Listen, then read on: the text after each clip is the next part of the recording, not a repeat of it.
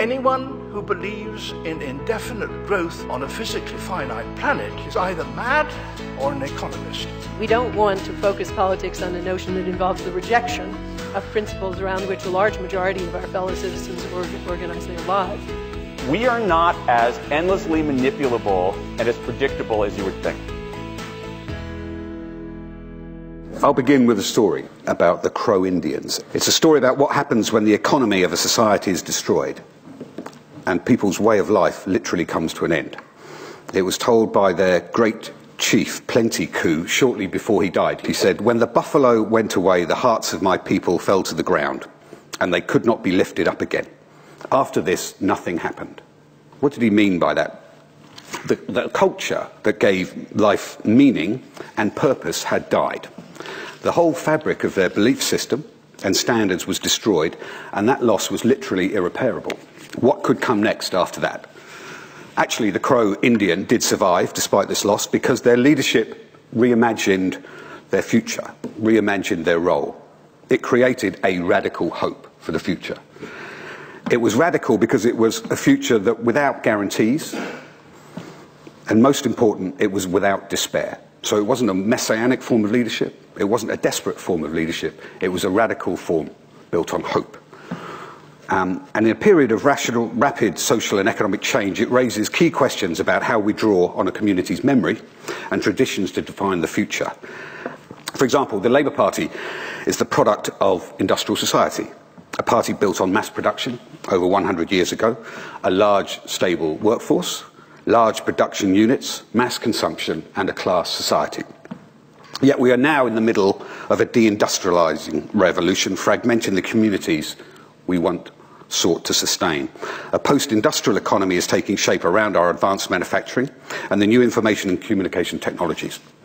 The shift to a service economy is flattening out old hierarchical command and control structures. Digital technology is unseating whole industries and workforces, and production is becoming more networked and disorganised.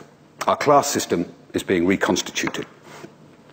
The disruption of technological change is greater than at any time since the Industrial Revolution. So the institutions and solidarities workers created to defend themselves against their dispossession, against the power of capital, have disappeared or become outdated and ineffective. As such, social democracy has lost its social anchorage in the coalitions built up around the skilled working class. Once great ruling parties can appear hollowed out, in danger of shrinking into a professionalised political class. Moreover, often in government, they were not very social nor very democratic. Top-down, state-driven, compensating for the system, not reforming it.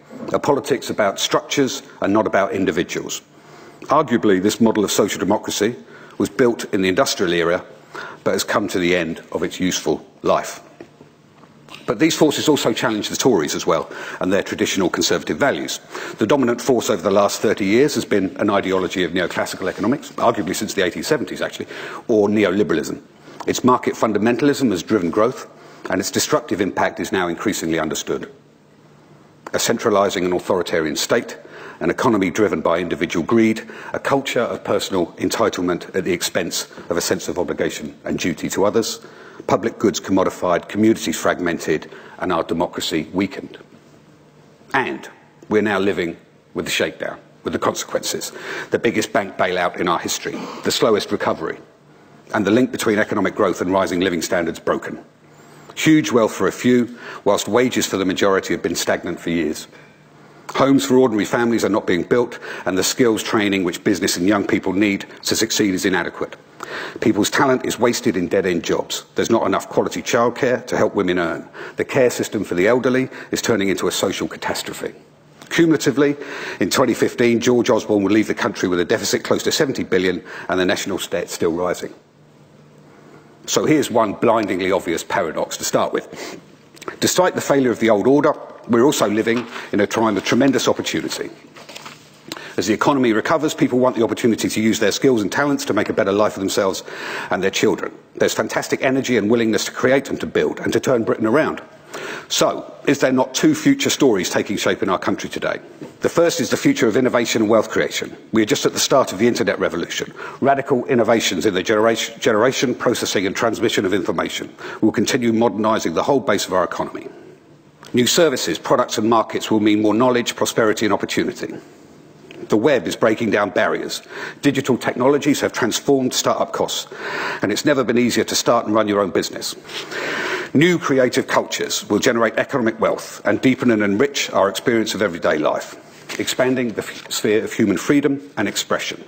Cities were at the centre of the first industrial revolution, with Manchester literally the first modern city. They will drive the new economic revolution across the world. In Britain, our cities will accelerate the forces of economic development. With better infrastructure and digital connectivity and good skills and employment strategies, they will play to the creative strengths of the people. But without radical reform to our economy, this future will only belong to the few. There is a second future taking up shape in the shadow of this first one. A country scarred by dispossession. Its great industries gone, and with them, the skilled jobs and communities of the working class.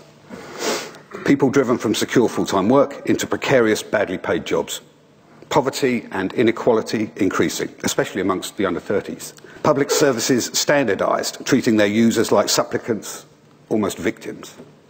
Social mobility ground to a halt. The younger generation competing for fewer jobs and shut out of the housing market. 1/5 of children leaving primary school without achieving a basic level of numeracy or literacy. 10 million people lacking basic digital skills.